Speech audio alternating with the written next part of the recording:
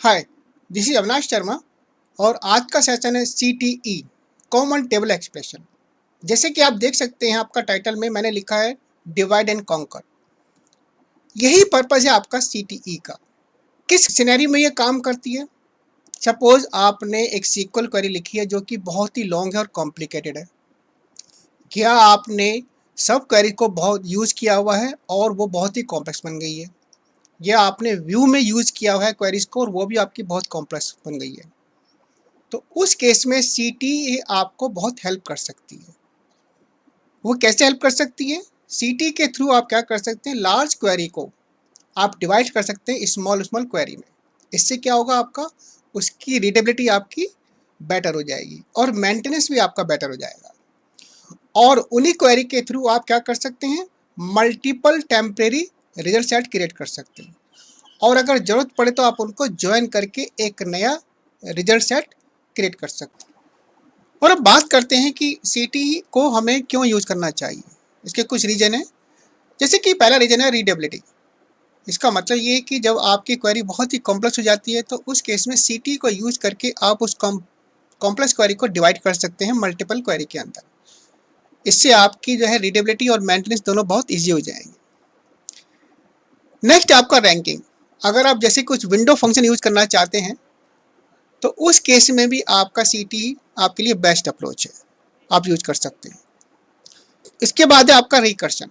Recursion में क्या होता है, एक क्वेरी जो है आपकी चल रही है वो आपकी उसी क्वेरी को रेफर करके, जिसको बोलते हैं सेल्फ रेफरेंस, एक कंडीशन में के साथ में वो आपकी रिपीट हो सकती है। तो रिकर्शन के साथ में हम एक एग्जांपल देखेंगे SQL सर्वर पर। आपका नेक्स्ट है व्यू, यानी कि व्यू की जगह हम आपको CTE यूज कर सकते हैं। अगेन रीजन सेम है।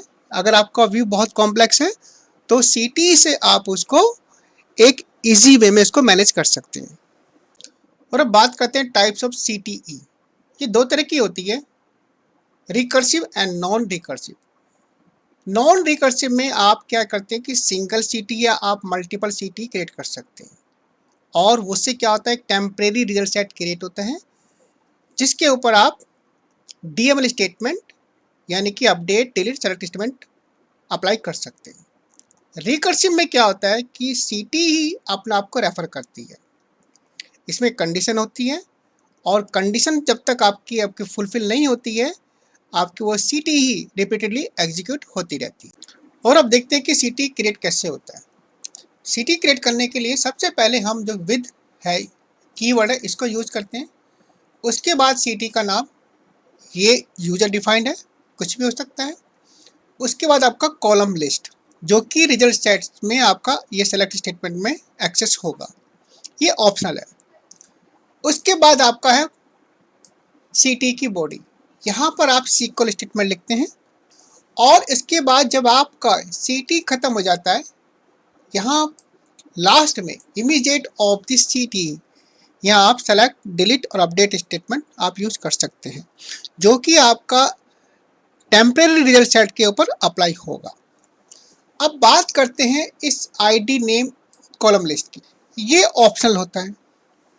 अगर आपने दिया है तो आपको मेक श्योर करना है कि ये जो कॉलम है आपका, जैसे ID नेम है, नंबर ऑफ कॉलम CTE के अंदर और number of column select statement के अंदर यानी क्वेरी के अंदर ये सेम होने चाहिए। जैसे कि आप इसमें देख सकते हैं कि आपका EMP ID को रेफर कर रहा है, फर्स्ट नेम को रेफर कर रहा है। तो यहाँ मैंने जो है लिस्ट ऑफ कॉलम्स CTE के अंदर मैंने चेंज कर दिए हैं। अगर आप लिस्ट ऑफ कॉलम CTE में डिफाइन नहीं करते हैं तो रिजल्ट सेट में जो कॉलम्स नेम होंगे वो होंगे आपके जो आपकी क्वेरी के अंदर है, यानी कि EMP ID और फर्स्ट नेम। और उसके बाद आपका जो भी स्टेटमेंट है, यानी कि सेलेक्ट है, डिलीट है, अपडेट है, इमीडिएट आपका CTE के बाद एग्जीक्यूट होना चाहिए। अब एक प्रैक्टिकल करते हैं SQL सर्वर के ऊपर CTE के लिए। सबसे पहले मेरे पास एक टेबल है स्टूडेंट, हम इसका डेटा चेक करते हैं। तो जैसे कि आप देख पा रहे हैं इसमें डेटा में हमारा स्टूडेंट का नाम है, रोल नंबर है और उसके मार्क्स हैं 3 सब्जेक्ट का। हमारा टास्क क्या है कि हर स्टूडेंट का मुझे मार्क्स का टोटल करना है उनकी एवरेज निकालनी है, परसेंटेज निकालनी है और परसेंटेज के बेस पर उनको ग्रेडिंग करनी है। अगर मैं यही काम अगर मैं एक क्वेरी से करता हूँ तो मेरी क्वेरी कुछ इस तरह से होगी। यहाँ मैंने सेलेक्ट क्वेरी दी है roll number, name, class, science, math, English और टोटल निकालने के लिए मैंने तीनों सब्जेक्ट का ऐड कर दिया है और एक कैलकुलेटेड कॉलम बनाया जिसका नाम है टोटल। उसी तरह से मैंने एवरेज को निकाला है, टोटल करके मैंने 3 से डिवाइड कर दिया है। ग्रेडिंग के लिए मैंने क्या किया है, केस स्टेटमेंट लगाया जो कि हमारा कंडीशंस है। हमने क्या किया है कि अगर आपका परसेंटेज 70 से ज़्यादा है तो ग्रेड ए आए, अगर आपका 40 से ज़्यादा है और 70 से कम है तो ग्रेड बी आए, अदरवाइज एफ आए। और उसके बाद में अगर मैं इसको एग्जीक्यूट करता हूँ तो आप देखोगे कि यहाँ पर हर स्टूडेंट का आपका टोटल है, एवरेज है और ग्रेड। ये क्वेरी हमारी थोड़ी कॉम्प्लेक्स हो गई।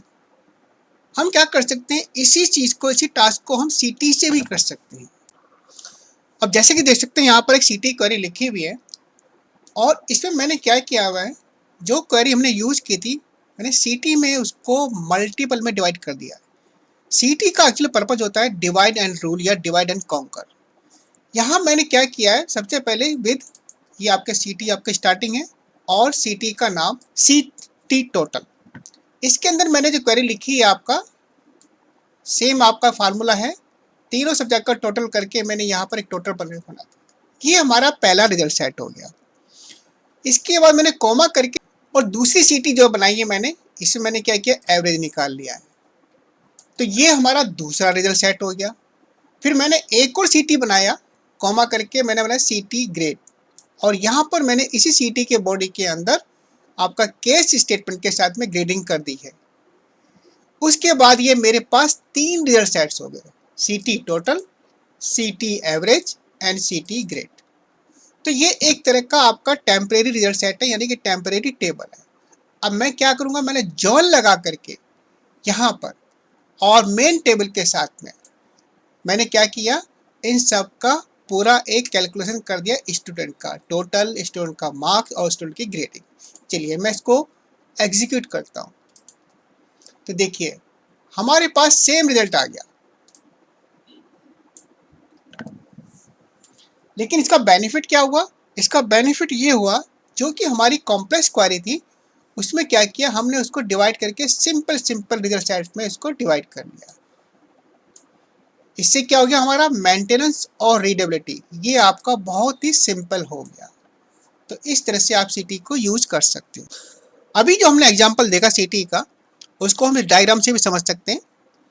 उस सीटी में हमने 3 रिजल्ट सेट क्रिएट किए थे, आपका टोटल, एवरेज और ग्रेडिंग। इन तीनों रिजल्ट सेट में एक कॉलम हमारा कॉमन है जो रोल नंबर, और उसी रोल नंबर के बेस पर मैंने यहाँ जॉन लगा करके मैंने सभी स्टूडेंट्स का उनका मार्क्स, टोटल और ग्रेडिंग को कैलकुलेट कर लिया।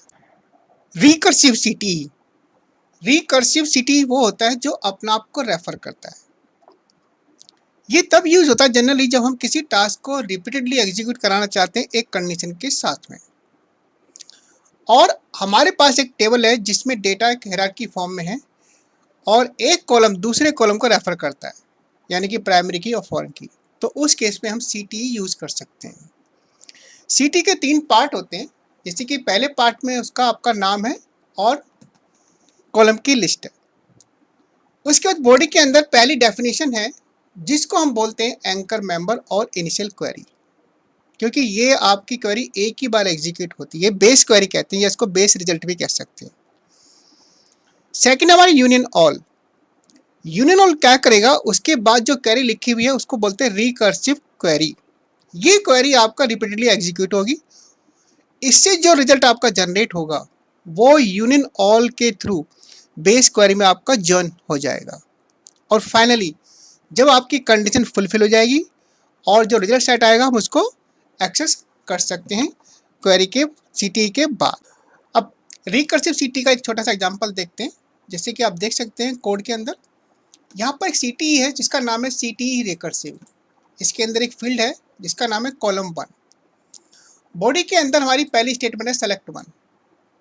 ये एंकर मेंबर है या इसको इनिशियल क्वेरी कहते हैं। इससे क्या होता है, हमारा जो 1 होगा वो आपका कॉलम 1 के अंदर असाइन हो जाएगा और ये एक ही बार आपका एग्जीक्यूट होगा, उसके बाद ये इग्नोर हो जाएगा। यूनियन ऑल क्या करेगा, आपका जो हमारा बेस बना है उसके अंदर रिपीटेड क्वेरी से जो रिजल्ट आएगा उसको ज्वाइन करेगा।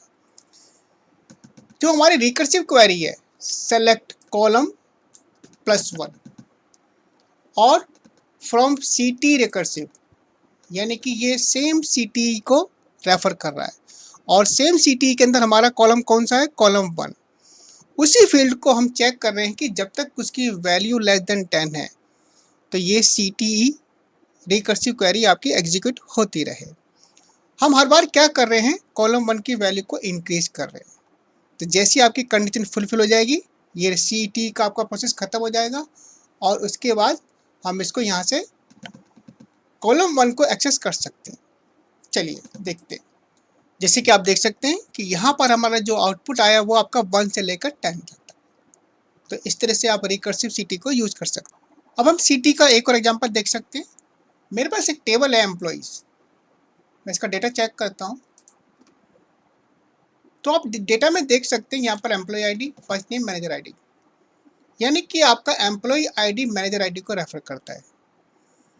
एम्प्लॉय आईडी एक तरह का प्राइमरी की है और मैनेजर आईडी आपकी फॉरेन की है, यानी कि आपका कौन किसका मैनेजर है यहाँ पर ये आपको शो करता है।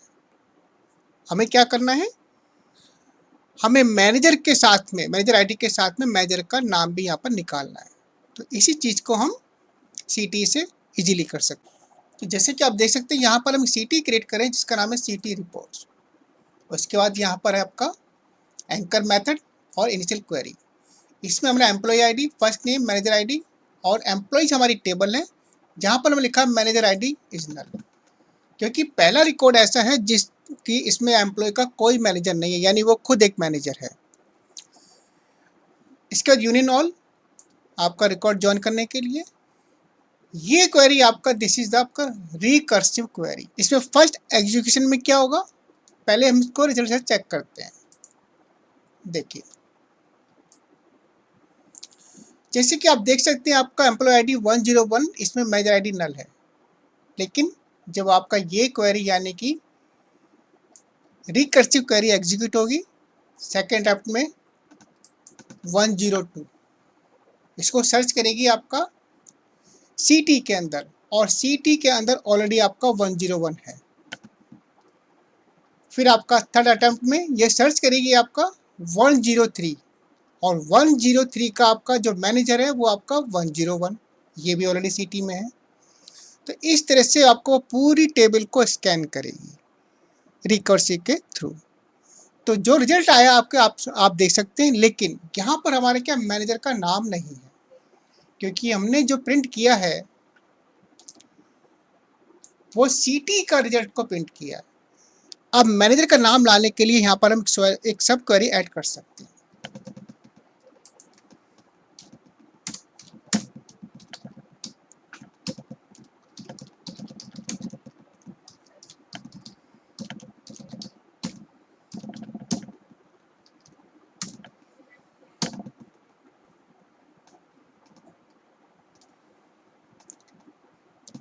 इस सब क्वेरी के थ्रू हमारे जो सीटी का जो डेटा सेट है वहाँ पर हमारे पास क्या मैनेजर आईडी और हम एम्प्लॉय टेबल से हम उसका नाम यहाँ पर फाइंड कर सकते हैं।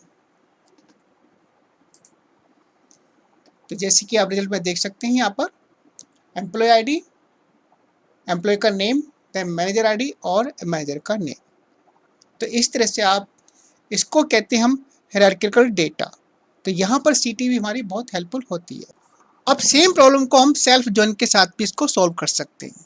सेल्फ जॉइन में क्या होता है कि आपका एक ही टेबल का एक वर्चुअल कॉपी और बन जाता है, यानी कि आपके पास 2 कॉपी होती है। जैसे कि आप देख सकते हैं इसमें यहाँ पर लिखा है from employees A alias and employees B alias, then where manager ID equal to employee ID of B. Condition same है, लेकिन अगर मैं इसको एग्जीक्यूट करता हूँ तो सेम रिजल्ट है। लेकिन डिफरेंस क्या है सीटी और सेल्फ जोन में? सीटी आपका लाइट वेट है और सेल्फ जोन के केस में क्योंकि यहाँ पर 2 कॉपी बन जाती है तो आपका थोड़ा सा ये मेमोरी आपको ज़्यादा लेता है, इसलिए आपका सीटी आपको बेटर है। तो गाइज आज का ये सेशन सीटी यहीं समाप्त होता है। अगर आपको ये वीडियो अच्छी लगी हो प्लीज़ शेयर कीजिएगा, सब्सक्राइब कीजिएगा। Thanks for watching the video.